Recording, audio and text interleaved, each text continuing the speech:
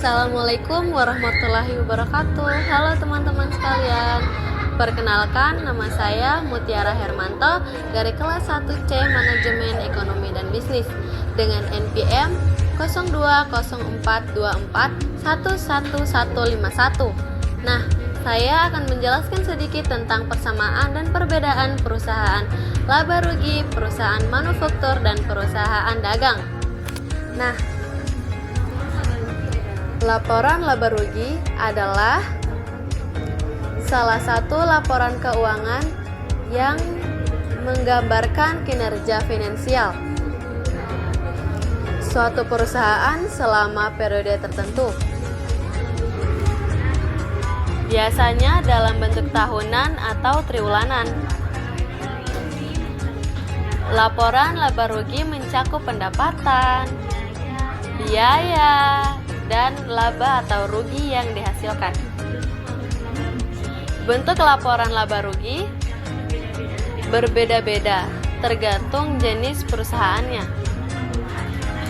Apakah perusahaan jasa, manufaktur, atau dagang? Berikut adalah penjelasan bentuk-bentuk laporan laba rugi dari masing-masing jenis perusahaannya,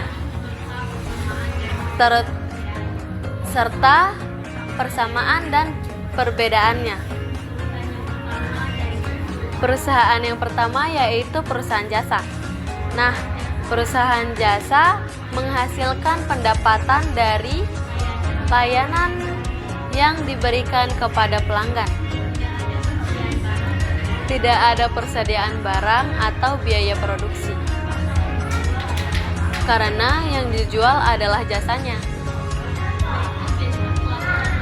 Berikut bentuk-bentuk laporan laba rugi perusahaan jasa. Pertama, ada pendapatan yang berasal dari biaya jasa yang diberikan. Yang kedua, beban pokok pendapatan. Nah, tidak ada karena yang dijual hanyalah jasanya, karena yang dijual hanyalah produksi. Yang ketiga, beban operasional, di mana biaya yang berkait dengan operasional seperti gaji karyawan, sewa, dan biaya umum lainnya.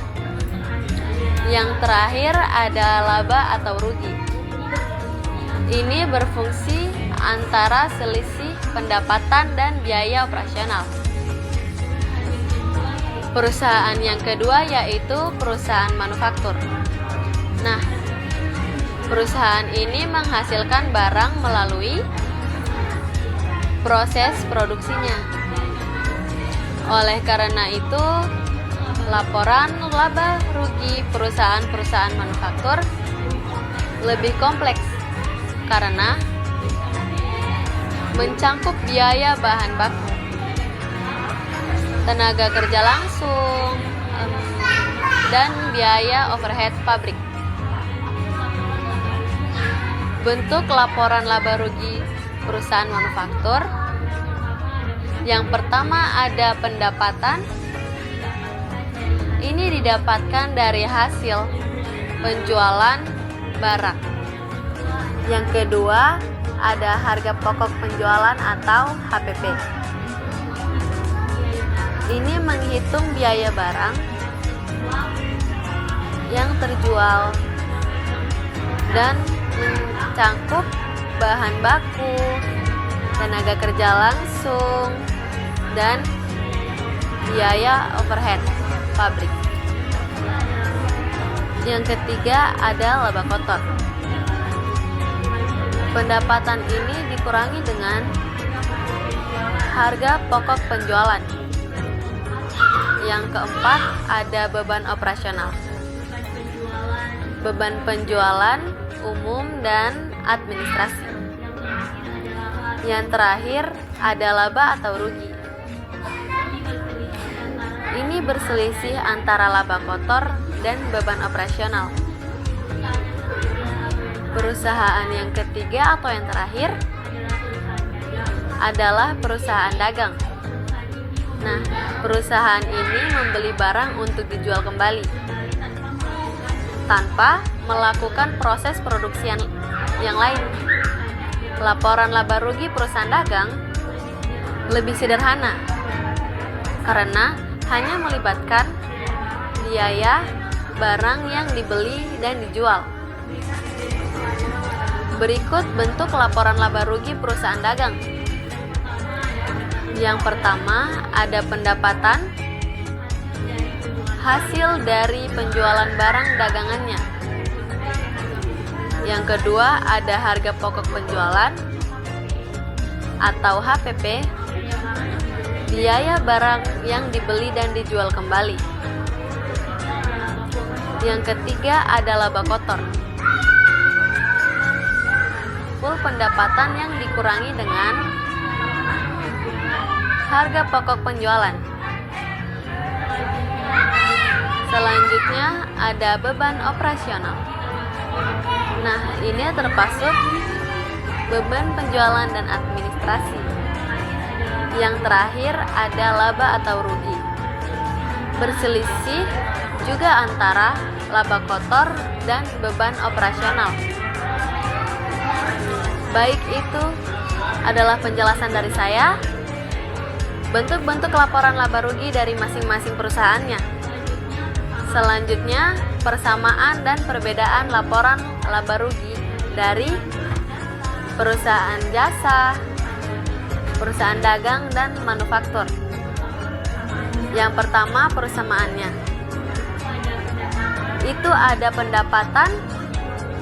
Semua jenis perusahaan mencatat pendapatan yang diperoleh dari penjualan barang atau jasa. Ada juga beban operasionalnya. Itu setiap perusahaan mencatat beban operasional yang terkait dengan kegiatan usaha mereka, baik itu biaya produksi, biaya perusahaan, pemasaran, atau administrasi. Yang terakhir adalah laba atau rugi juga. Laporan laba rugi pada akhirnya menunjukkan apakah perusahaan itu memperoleh laba atau rugi. Perbedaannya yaitu yang pertama pada jenis pendapatan, di mana perusahaan jasa menghasilkan pendapatan dari layanan. Lalu perusahaan manufaktur menghasilkan pendapatan dari penjualan barang yang diproduksi. Dan perusahaan dagang